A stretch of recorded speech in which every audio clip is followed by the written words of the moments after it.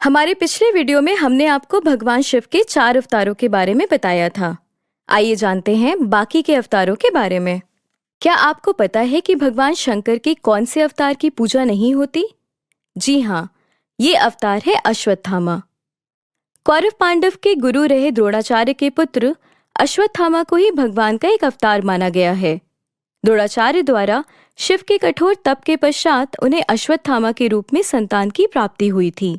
भगवान शिव, जिन्हें काल और रुद्र भी कहा जाता है, उनके अवतार के रूप में जन्म लेने की वजह से अश्वत्थामा एक महान, ताकतवर और अत्यधिक क्रोधी योद्धा थे।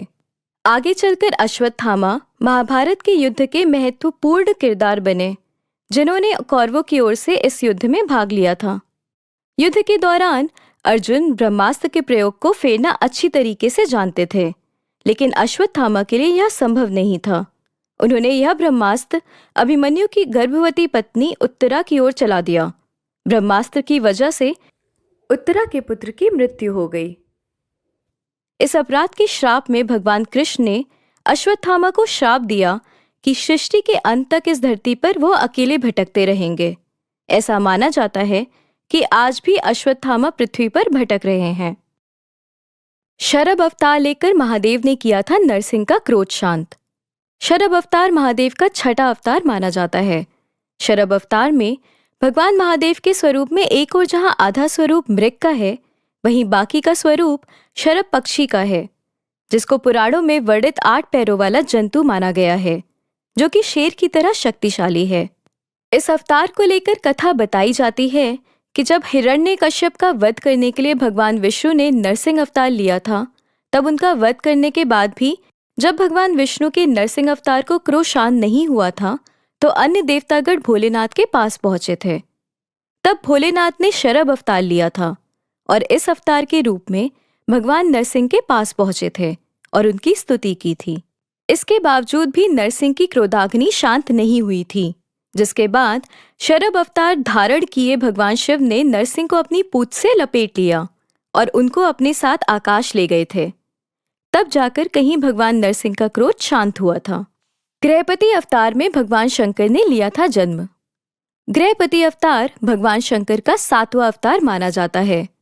इसको लेकर एक कथा प्रचलित है, जिसमें बताया गया है कि नर्मदा के तट पर एक धर्मपुर नाम का गांव था, जहां एक मुनि विश्वनार अपनी पत्नी सुचिस्मिति के साथ रहते थे।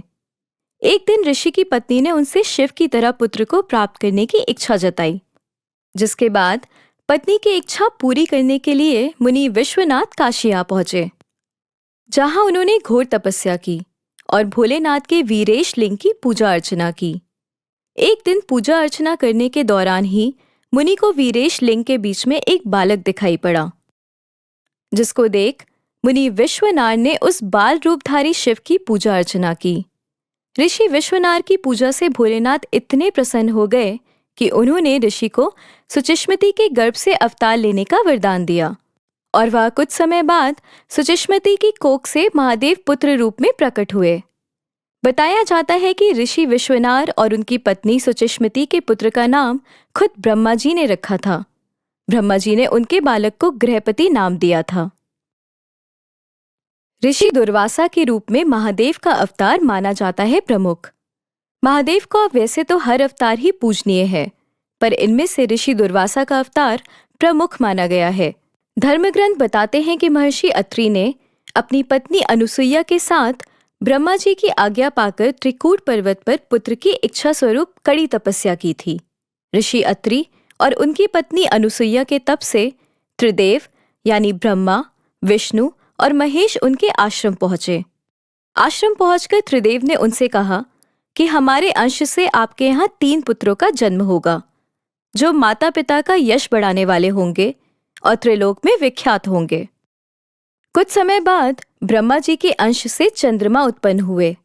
वहीं विष्णु भगवान के अंश से संसार में संन्यास की पद्धति को आगे प्रचलित करने के लिए दत्तात्रेय का जन्म हुआ और महादेव के अंश से मुनि दुर्वासा ने सती अनुसुईया के कोख से जन्म लिया।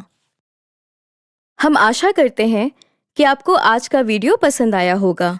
भगवान शिव के और अवतारों के बारे में जानने के लिए हमारा अगला वीडियो देखें। ऐसी ही और रोचक और प्राचीन कथाओं को जानने के लिए हमारे चैनल को लाइक और सब्सक्राइब करें।